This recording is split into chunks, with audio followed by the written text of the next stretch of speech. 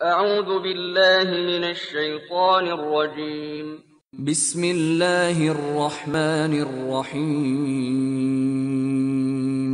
الف لام میم بسم اللہ الرحمن الرحیم الف لام میم۔ الف لام میم یہ حروف مقطعات ہیں، یہ علیحدہ علیحدہ پڑھے جاتے ہیں، علم نہیں پڑھ سکتے اس کو۔ الف لام میم، ہا میم ہے، ہا علیحدہ میم علیحدہ، اگرچہ لکھے ہوئے ہوتے ہیں جڑے ہوئے، کاف ہا یا عین صاد لکھے ہوئے جڑے ہوئے پڑھے جائیں گے علیحدہ علیحدہ، قطع علیحدہ کرنا۔ تو حروف مقطعات ان کے بارے میں ایک بات تو جو ہے اجماعی ہے، سب کے نزدیک مسلم ہے، ان کا کوئی حتمی مفہوم اور ان کے حتمی معنی کسی کو معلوم نہیں سوائے اللہ اور اس کے رسول کے۔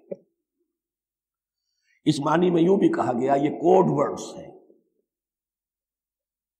جیسے کہ کوئی میسیجز جو ہیں ادھر ادھر بھیجے جاتے ہیں، سیکرٹ میسیجز، تو کچھ کوڈ ورڈز ہوتے ہیں جس سے سمجھ میں آتا ہے کہ یہ بات واقعتاً صحیح سورس سے آ رہی ہے، واللہ عالم۔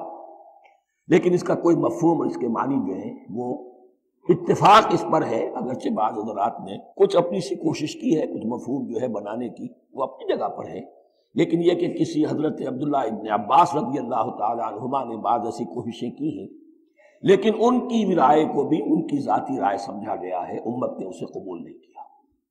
اجماع اور کنسنسس اسی پر ہے کہ اس کے معنی اور مفہوم کسی کو معلوم نہیں سوائے اللہ اور اس کے رسول کی۔ البتہ بعض چیزیں ایسی ہیں کہ وہ اگر نوٹ کر لی جائیں تو شاید آئندہ ہے اس میں کچھ راز کھلنے کے امکانات پیدا ہو جائیں۔ دیکھیے عربی زبان کے جو الفابیٹس ہیں ان کی تعداد 29 ہے یا 28 ہے، میں بتا چکا ہوں۔ الف اور حمزہ کو ایک سمجھے تو 28 ورنہ 29۔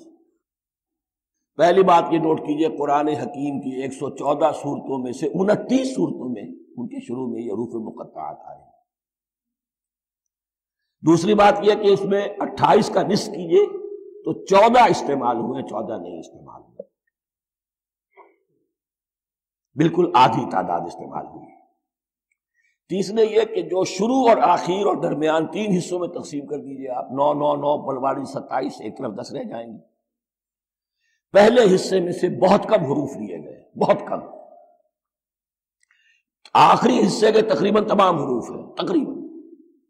درمیانی حصہ وہ ہے کہ جس میں آپ نے دیکھا ہے کہ عربی میں جوڑوں کی شکل میں ہے، صاد ضاد، فرق کیا ہے نقطے کا، سین شین، فرق کیا ہے نقطوں کا، را زا، فرق کیا ہے نقطے کا۔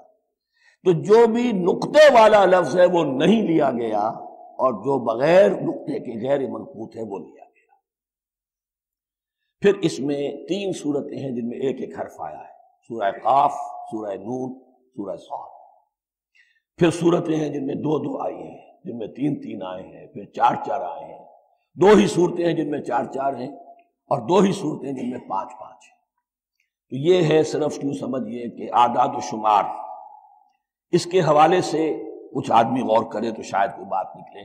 باقی وہ مثال میں آپ کو بتا دیتا ہوں کہ حضرت عبداللہ ابن عباس نے ایک رائے ظاہر کی کہ الف لام میم در حقیقت ایک جملے کا خلاصہ ہے، انا اللہ اعلم۔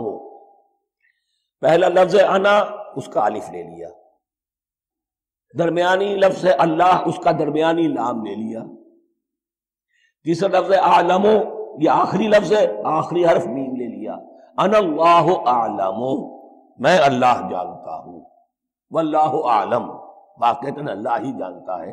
یہ حضرت عبداللہ ابن عباس کی رائے ہے، لیکن اگرچہ انہیں حبر الامت مانا گیا ہے، لیکن یہ کہ ان کی اس رائے کو بھی اکثر و بیشتر مفسرین نے قبول نہیں کیا۔